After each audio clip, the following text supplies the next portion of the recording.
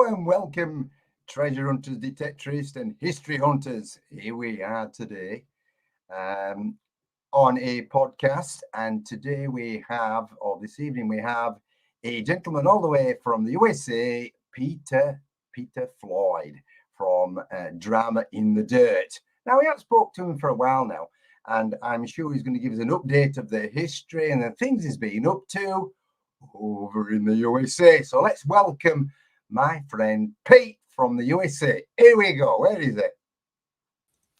Hi, Pete. All right, mate. Oh, I see you. Welcome to my podcast. So what you been up to? But, of course, we do the field hunting over here, and we have to wait till the crops are off. And it just seemed like they were slower getting crops off this year. I think the corn, we had such a wet year, the corn took a long time to dry out. So their moisture level has to be, So I think I have a site I'm going to get on here this next week. So I'm kind of excited about that. Right. But I do have a lap full of finds here to share with. Okay. And I mean, this is a classic head that we call it. okay. It is 1808. Okay. So probably a little bit better here. Yeah. What type of coin is it then, Pete? Well, this was just 1 penny. Oh, 1 penny. 1 penny. Yeah. And the classic heads were much rarer than the other large cents we find. There were not too many of them struck. So out of the ground, over here, you can get $100 for them. Can you? On a good day. Yeah. So this is my first one. I got 2 this last spring. Right. And I was just elated too. One of them was dateless. I couldn't tell how old it was, but very early 1800s. Of course, this is very old for us over in the U.S. To find these sort of coins. Another thing I do want to mention, and some of my finds or coins, I'll make this is brass that I poured. Okay. I have a furnace that melts metal. Right. And then I cut the hole to place the coin. Oh, right. This is what we call a seated dime. And I believe it's 1887. But there's a very curious thing about this coin. Sadly, with it being in the mounting, you can't see the back. But someone contacted me on Facebook because I showed both sides of the coin.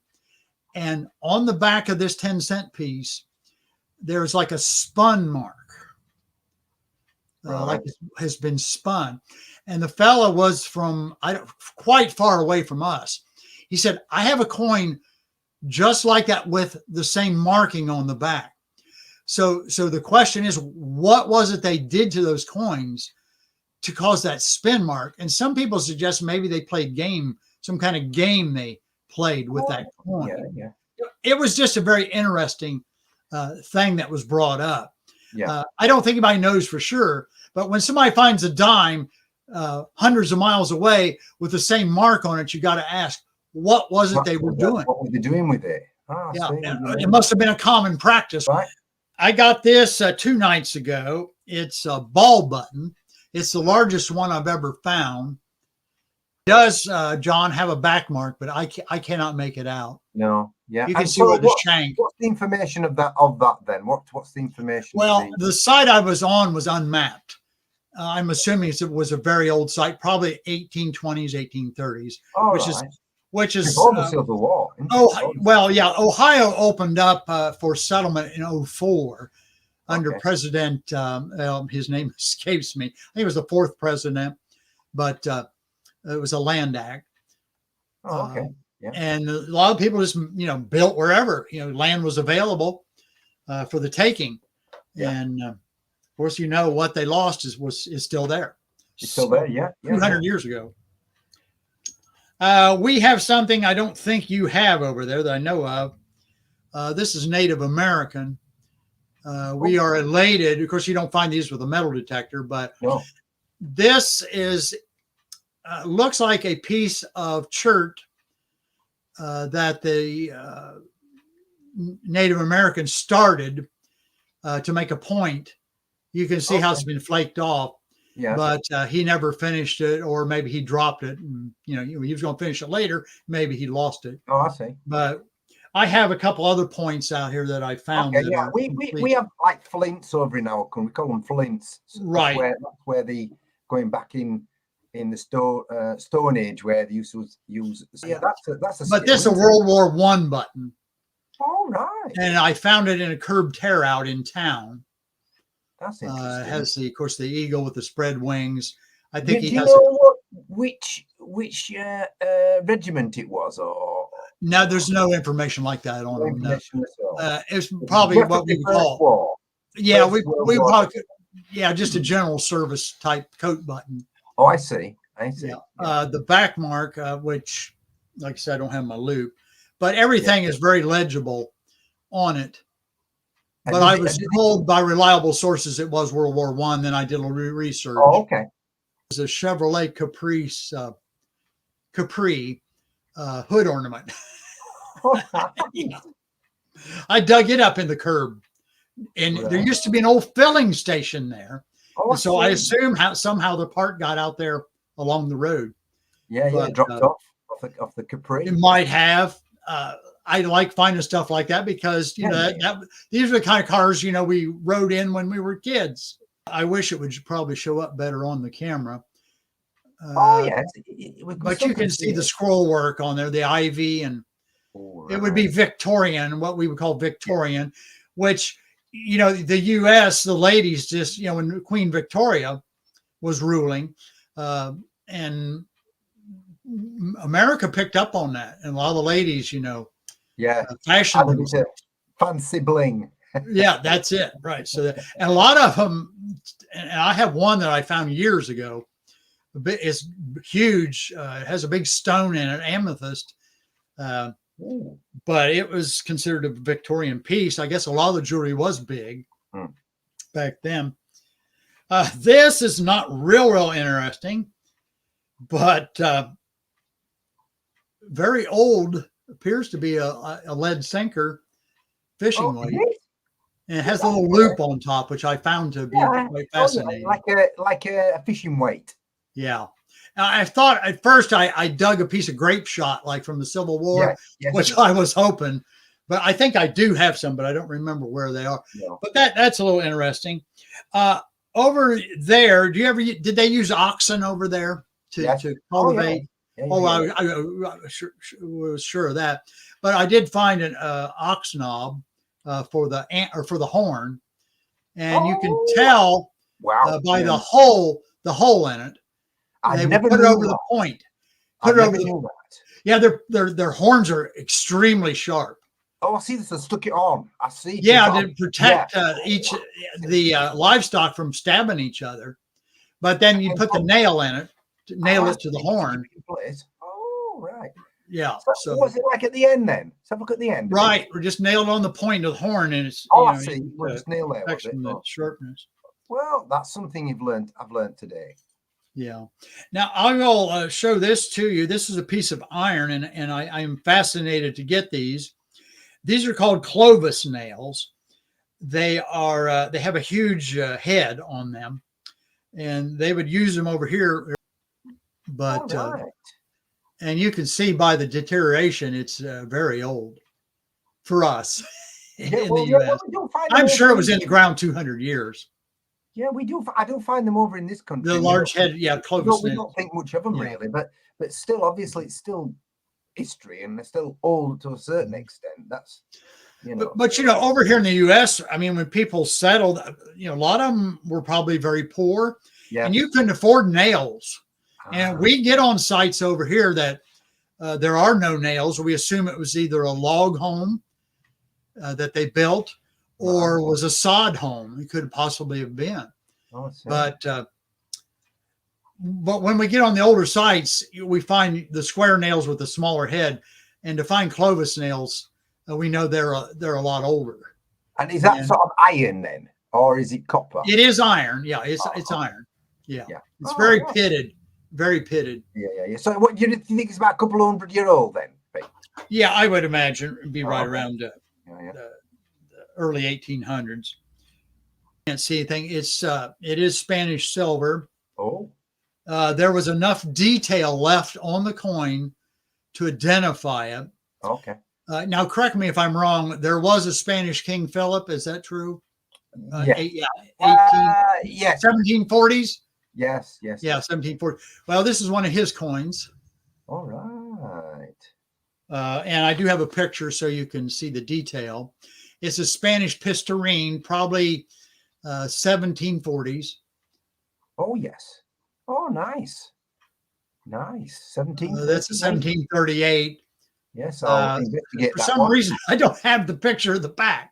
Oh, right. I don't know why. Pity about that. Pity about that. But Yeah. Anyway, that's Spain and the UK were kind of yeah, they were linked. They were linked with marriage quite a lot. You know. Right. They were. You know, Spain and France and various other parts of the UK. They weren't linked with princesses to try to obviously keep friendship with foreign countries. They always were, but it worked. Keep commerce going, right? Yeah, but the problem we had in England was that there was a lot of fighting between the Protestants and the Catholics, and of course Spain and Catholics. So and Italians are all Catholics, you see. So there were a lot of that going on. But anyway, that's another story. But yeah, what else have you got then, Pete? I got this the other night. I was hoping for sterling. It's let me get it around here a little bit better with the light. It's a silver suspender latch, silver plated. All right. Okay. When I popped it out of the ground, I thought it looks silver, it polished up. But when I got to looking at a little bit closer, and then by the weight too, that it was just plated. But I will tell you, it's the first one I've ever recovered. Yeah, you see, these things are rare for you guys. Yeah. You know? Right. And it's got the little teeth. Yes. And this came off that very old site that was unmapped I was telling you about. Okay. Yeah. It didn't ring high enough for silver either on the Pro. No, I was on the Pro. Oh, silver goes high on any machine. This is a little bit of a cheater, but I wanted to share it with your audience. I'm sure you all have heard of the Buffalo nickel. Yes. Yes, in the UK. This is not a detecting fine.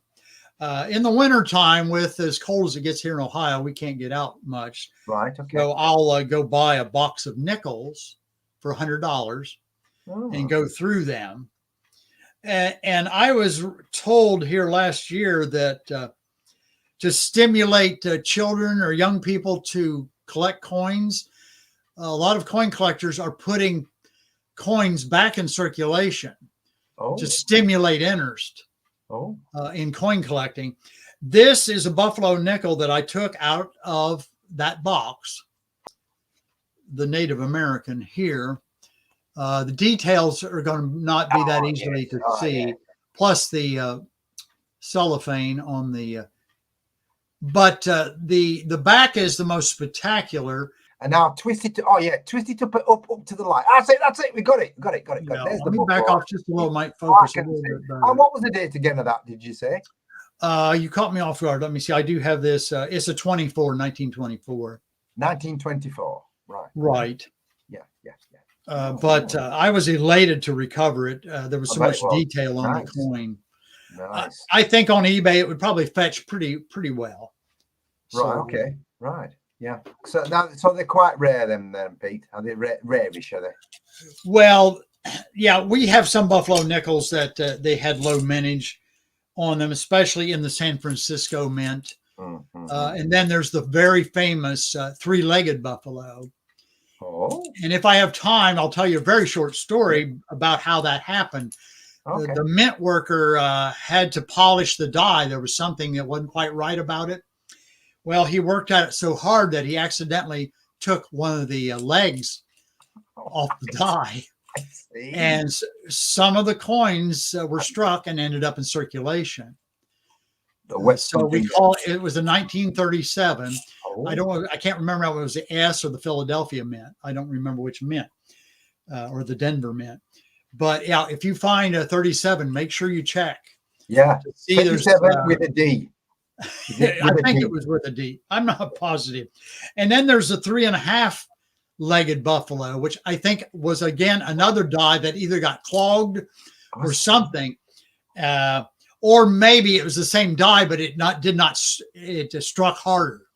Yeah, struck harder. Made half a leg. Yeah, there's like just a half a leg there. Thing I regret, I just built a tomahawk for someone. All right. I have it photographed. Oh, okay. Sadly, I did not print it so we could get up and see it.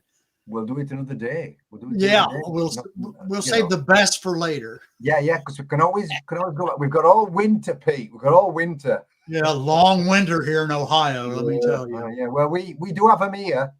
Yours are probably cold. Ours are rainy and wet. You know, right? And, so we have to improvise on what we're going to do with ourselves. You know, so right. Okay, no worries. Well, thank you very much, Pete, for that. Well, thank you, John. It's a pleasure. Yeah, we'll link up with you another time, and then we'll get some more stories and some more artifacts that you found at another interview. And so just keep in touch. But thank you very much, and we will catch you later on, maybe next year. You bet. And I'll say cheerio, right? Yeah. Thank you very much. And we'll see you later, mate. Thank you. Well, there you go. That's a mate of mine, Peter, just showing some artifacts out in the USA, and I'm sure he's got plenty of stuff to show us at a later point, and we'll probably do another guest interview with Pete Floyd from Drama in the Dirt. Anybody who wants to come on my podcast and join me on a guest interview, please private message me on my Facebook or private message me on my YouTube channel, because this is going directly into my YouTube channel. And thank you very much for watching, and we'll catch you next Saturday with another guest interview. See you later.